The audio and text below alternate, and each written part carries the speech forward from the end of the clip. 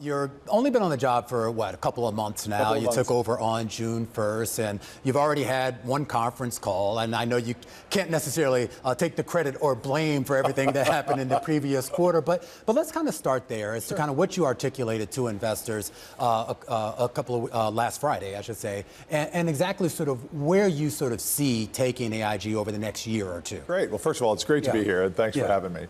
And listen, I think I've come into the company at a really privileged time. It's building on some great momentum that the company's been building over the last several years. Great balance sheet, great opportunity to help clients.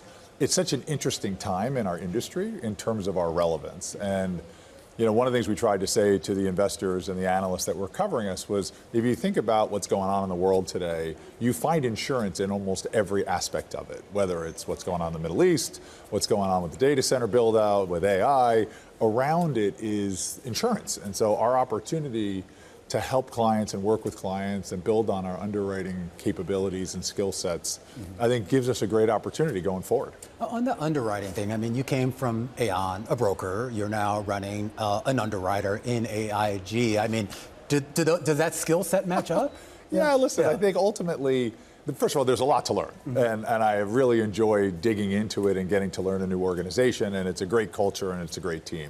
But in the end, we're all trying to help clients manage their risk, whether you're consulting as a broker would do or whether you're actually providing the capital. So ultimately, dealing with the clients, understanding what the clients are working on or what they're worried about, that is the same. How you bring product and service is a little bit different, but honestly, it's been a great experience so far. Talk to me a little bit about the business coming out of this most recent quarter. I mean, premium growth is up. I averaged it out over the first half, so the last two quarters. You're running at about 13%. Yep. What is your expectation for the full year? I know there was some discussion as to why you didn't sort of reaffirm the low end of that previous forecast. Why not? Listen, I think the marketplace is coming off of a 5 to 6 year positive pricing cycle all around the world, which is unusual. It's one of the longest I've seen in my career. And so, but today it's becoming more of a product line by product line market where there's more capital that's come in certain classes like property, where the prices have come down in key areas, but liability still a positive pricing environment.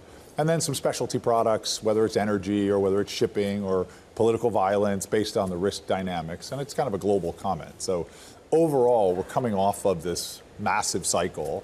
And so we're just trying to be more protective of our shareholders' equity to make sure that we're only deploying capital where we're actually going to get a good return for them. Is there something that you're seeing up ahead that's maybe causing you to be a little bit more cautious? No, some of it, yes. Where the pricing is under pressure, we certainly don't want to chase growth just for growth's sake without the right margin. But at the same time, there's great opportunities out there. As the world has gotten more risky, our ability to help clients navigate that volatility provides, I think, for an AIG in particular, a great opportunity. Well, talk about the political risk, or I should say the geopolitical risk right now. Obviously, the Strait of Hormuz, you took some losses on that in the most recent quarter. Give me a sense here as to how you're approaching ensuring what is or is not maybe going in and out of the Strait of Hormuz. Sure. Well, certainly from a shipping standpoint, which is where everybody tends to focus on, we're staying really close in touch with governments, with the ship owners themselves, trying to understand what's happening. But ultimately, we're trying to provide capacity for them as they, try and transit the Strait. At the same time, we also have insurance in Dubai and around the Middle East. So it's more than just shipping. That's where the political violence piece is becoming a product that is in big demand at the moment, as you might expect. And we're trying to lean in to help our clients that are there on the ground trying to manage it. I know there's still a lot of moving parts as to what's transpiring with the potential Iran deal. But if we do get into a situation where there is some sort of toll or fee, either controlled by Iran or Oman, is that a scenario where AIG would still have the capacity to actually insure ships? Yeah, listen, we've never really stopped. And so it's not been an insurance problem, it's been a safety problem. And so the shipbuilders or the ship owners don't want to put their ships in harm's way, so to speak.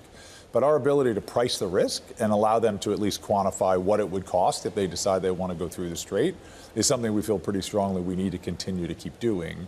And so ultimately, if and when peace ultimately comes in that area, we'll continue to provide capital to our clients. One of the other big lines of business out there for insurance these days is in the AI space and the build out there. Kind of quantify exactly kind of what the business opportunity is there and what is it exactly that people would be looking to insure? Sure. So if you think about these data centers, there's 850 active ones going. They need everything from project finance all the way through to operations. So that's construction, that's cyber, that's property, that's liability. You go through the whole list. I think one of the advantages for us as AIG is we do the full suite of products. And so our ability to talk holistically to a hyperscaler about what they need and our ability to help participate in all the different areas, I think is a competitive advantage for us and something we're leaning heavy on. But it is absolutely maxing out the P&C insurance industry in terms of the limits that are required. The cat areas where they're being based provide some risk to us. So I think overall for the industry in total, it's a great opportunity. I think for AIG in specific, it lets us use all the capabilities and all the different product expertise because they're all needed to do a real data center. We've talked a lot on this show about this idea of the mismatch right now between the build out in AI and the power needed to actually do it. Does AIG and your ability to cover, is that sort of part of the insurance offering that you have? Certainly dealing with the power providers. Ultimately, the regulators have their say as to whether you can build it and what the framework is and how you have to bring your own power and the like. But we're dealing with the power providers to make sure we're providing the right level of insurance for them as they build out as part of the data center construction process. What about your own use of AI internally within the company? Yeah, it's pretty exciting. We kind of look at it in two ways. If you look at it from as a helping our clients, right? And it's being used across industry in so many different ways. So we're really pushing ourselves to understand how a client is using AI in their role, whether it's construction, whether it's professions, medical, just understanding it because it is becoming embedded in all these industries. And I think for us, it's the same. Like we look at it, we decided to go kind of right into the heart of our business, look at it from an underwriting standpoint. Can we make our underwriters smarter? Can we get to things faster? Can we make it an easier process for us to conduct business with our partners? And then on the claim side. So, when a claim comes in and we get 2 million of them a year, how you actually read the complaint, look at the policy language, put them together, get it into the hands of an adjuster who can then get to a client, that can take time. The ability to shorten that, get it into the hands of an adjuster who's experienced on the topic, I think gives us a better client experience, which is what we're pushing for on that side. Is it creating, the ability to sort of make sure that investigating claims in a more efficient manner, assessing new business opportunities in an efficient manner? All true. And the goal here is we want to make it better for our colleagues, make them smarter, make it faster, give them more information. And we want to anchor around our clients to make sure the experience is better because ultimately you can do it faster, but you have to do it better. And we want the clients to feel that we're investing in technology and AI that will actually improve their service levels.